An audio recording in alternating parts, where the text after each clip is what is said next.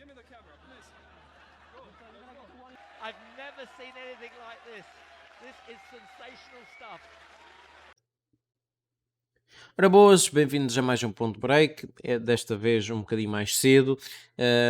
Ontem houve alguns imprevistos, por isso o programa saiu um bocadinho mais tarde, mas para aquilo que pude ver correu bastante bem as sugestões e hoje esperemos que corra tão bem. No entanto, é sempre de salientar que é preciso ter disciplina e gestão de banca, porque no ténis, como qualquer outro desporto, há sempre surpresas e nós devemos estar preparados para as receber. Começamos aqui com o jogo do Cristian Garin contra o Marin Cilic. Temos aqui um jogo entre dois jogadores muito diferentes. Temos Cristian Garin, que é especialista em terra batida. Já o Marin Cilic é um jogador que sobressai mais em superfície rápida, piso duro, relva. No entanto, com a idade e também com o seu approach, acabou por conseguir se adaptar e basta ver que ganhou o Caminori pelos parciais de 5-7, 6-2 e 6-1 em 2 horas e 5 minutos, e posso dizer que o jogador croata teve a possibilidade de fechar o primeiro set em 6-3, porque teve um break à frente, mas não conseguiu aproveitá-lo para fechar em 6-3 ou em 6-4, mas mesmo assim conseguiu depois subir nível nos sets a seguir e ganhou sem margens para dúvidas. Já o Cristian Garin eliminou o Emil Rosebury por duplo 6-4 em 1 hora e 45 minutos. Fazendo aqui apenas uma análise mais estatística, podemos ver que o Marin Cilic tem 2 vitórias frente ao Cristian Garin, uma em piso duro e outra em relva, o que não conta para aqui, embora possa dar aqui uma vantagem moral, porque o último jogo entre os dois foi em 2021, em março de 2021, no Miami, no ATP 1000 de Miami, e o Marin Cilic ganhou por 3-6, 7-5 e 7-6. Aqui, em termos de performance, vemos claramente que o Garin é um jogador mais de superfície lenta. No entanto, este ano não está a fazer um grande ano, e até por incrível que pareça, o Marin Cilic tem mais vitórias em terra batida. É verdade que tem menos jogos, o que aí acaba por sempre induzir em erro, mas o Garin tem 36,4% de vitórias em terra batida este ano contra 40% do Marin Cilic. Em termos de estatísticas, também é interessante sempre olhar para 2022 em termos de serviço, e aqui vou filtrar por clay, e aqui percebemos claramente que o Sebastian Garin é um jogador que sabe colocar melhor a bola. No entanto, este ano, com os 5 jogos que temos do Marin Cilic, o Marin Cilic tem percentagens mais altas de pontos ganhos no primeiro serviço e no segundo serviço. Em termos de server speed, o Marin Cilic anda na casa, em clay, atenção, em clay, anda na casa dos 187 km/h em média. Em termos de return, aqui, lá está, por o Cristian Garin ser especialista em terra batida, consegue claramente superar aqui o Marin Cilic na resposta, e a diferença ainda é alguma. E eu acho que esse jogo vai ser decidido pela qualidade da resposta e não pela qualidade do serviço. E aqui espero, lá está, um jogo interessante. Eu, na minha opinião, até considero o Marin Cilic, por aquilo que tem feito em terra batida, e o Cristian Garin está num momento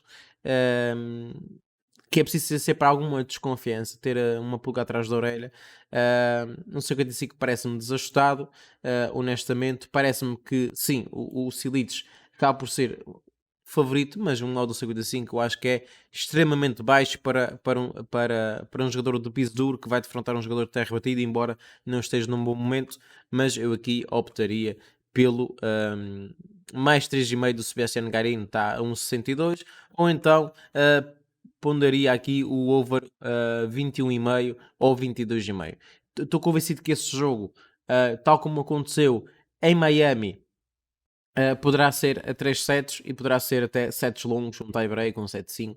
Por isso aqui o 21, 22,5 pode ser boas opções para esse jogo. Depois seguimos aqui para o jogo de Novak Djokovic, que vai defrontar o Standaman, que está de volta, 37 anos, mas fez ontem um dos melhores jogos desde que regressou de lesão.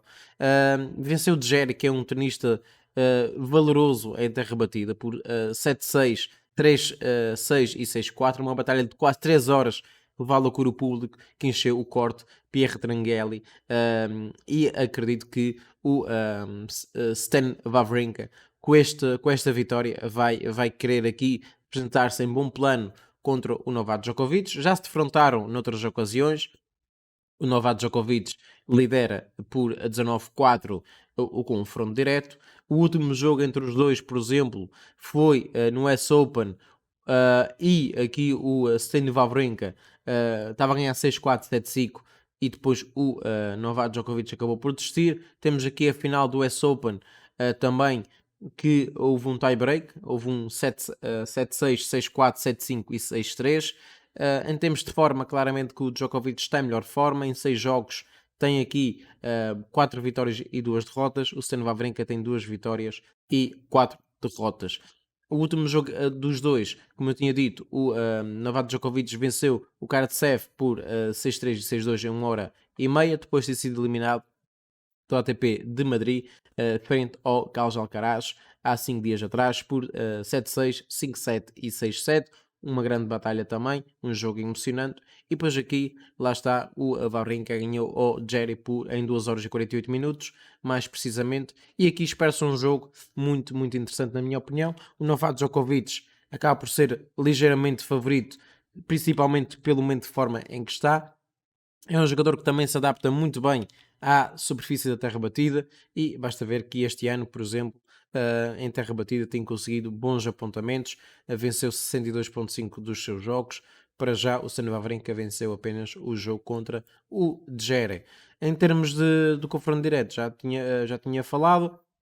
Em termos de ranking também, o Stan Wawrinka, por exemplo, começou muito bem ali em meados de 2021, foi subir e até conseguiu aqui ser o número 3 do ranking mundial. Neste momento, fora da lesão, é o número 171 do ranking. Em termos de performance, podemos ver que o Djokovic ganha em todas as superfícies, tem melhor aproveitamento em todas elas e até tem uma superfície que já é extinta, que era a carpet, que também teve melhores registros.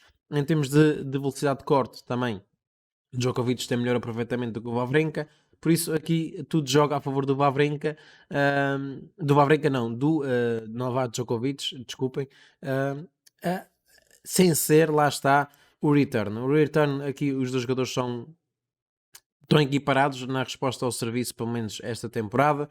Também é verdade que o Novak Djokovic esteve muito tempo parado, fruto daquela questão da vacinação, não poder jogar em torneios que obrigavam que os tenistas tivessem que ser vacinados, e por isso o Novak Djokovic perdeu um bocadinho de ritmo competitivo, que parece estar a ganhar de torneio para torneio, para defender, lá está, após o título ganho em Roland Garros o ano passado. Em termos de probabilidades, parece-me claramente que esta odd aqui do Novak Djokovic está um bocadinho desajustada. É verdade que é o Novak Djokovic, no entanto não dou tanta probabilidade, dou na casa dos 75%. Esta odd do Stan Wawrinka está muito alta e por isso eu vou aqui optar pelo mais 6,5 do Stan Wawrinka, que parece-me muito interessante. Eu estou a ver pelo menos ele a fazer 6 jogos em 2 sets pelo menos, por isso aqui o 6,5 seria vencedor, porque o 6,5 seria vencedor porque 6-3, 6-3 dá uma diferença de 6 games, por isso o 6,5 seria vencedor e é exatamente para esta linha que eu vou ficar aqui nesse jogo. Podem optar por 5,5, porque o Wawrinka também vai dar pano para mangas ao Novak Djokovic, a não ser que depois aquele jogo contra o Djere acabe por pesar muito fisicamente e ele acaba por ceder. Depois, por último, temos aqui o jogo da Coco Gauff contra a Maria Sakkari. Escolhi esse jogo porque parece-me ser um jogo onde aqui a Maria Sakkari é claramente favorita. No entanto, é preciso ver que essa Coco Gauff é perigosa. E porquê que eu digo isso? Porque o último jogo entre as duas em terra batida foi o ano passado, neste mesmo torneio, e quem venceu foi a Coco Gauff por 2-1, 6-1, 1-6 e 6-1. Isso aqui, esse jogo vai estar presente na memória da jogadora norte-americana. É um modo que para mim um bocadinho alta, embora consiga perceber que a Maria Sakkari, pelo seu estilo de jogo, por sendo de gravidade baixo, é a favorita a ganhar o jogo. No entanto, 58% acho que sim, parece-me aceitável. E por isso essa odd na Maria Sakkari vai ser a nossa aposta, vai ser apostar a favor da Maria Sakkari. Lidera o ranking, lidera o confronto direto em 3-1. Outro mercado que poderia ser interessante, um bocadinho mais arriscado, seria o menos 2,5 da Maria Sakkari, se quiserem aproveitar, está 1,88. Em termos de jogos, dizer que a Coco Gauff despachou a Brengle, a compatriota, em 6-2 e 6-4 em 1 hora e 14 minutos. Já a Maria Sakkari eliminou a Alexandrova por 6-3 e 6-2 em 1 hora e 18 minutos.